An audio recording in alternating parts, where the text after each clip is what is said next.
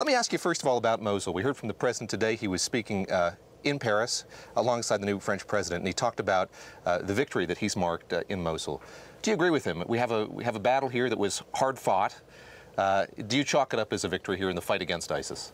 Well, it was definitely a prerequisite for moving forward because it was symbolic. When Mosul fell to ISIS, of course, it was a real shock to people, so it was necessary to take it back. It was necessary that the Iraqis do it.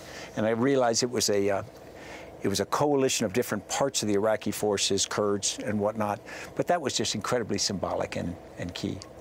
What's your sense of the integrity or the strength of the Iraqi forces at this point? Now, of course, the goal from day one was to imbue them with the ability to defend themselves. How are they doing at that now, these many years into this conflict?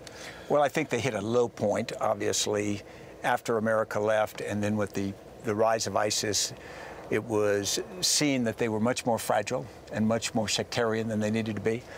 My guess now is that what has happened is this has been a trial by fire that's now been almost 3 years. And so they are much more competent than they were.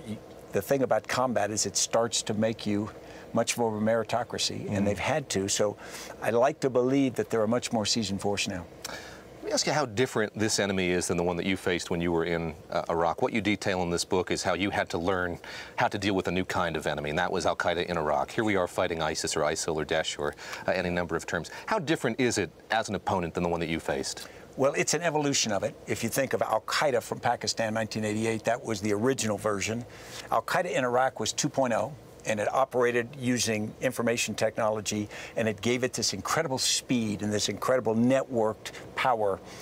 ISIS is 3.0. ISIS is a social media phenomenon that leverages frustrated young people, primarily men, who come to a cause for sometimes murky reasons, but it allows ISIS to have a military side, but much more a franchise-like effect that allows them to get a global reach. So while Mosul matters and Raqqa is important, they are not like capturing the capital of the enemy country and that ends the war.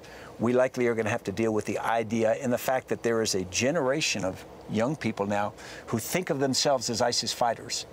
And it's hard to go back to a previous job or if you never had one. This is who you are. So I think it's a long-term problem, but it will continue to evolve.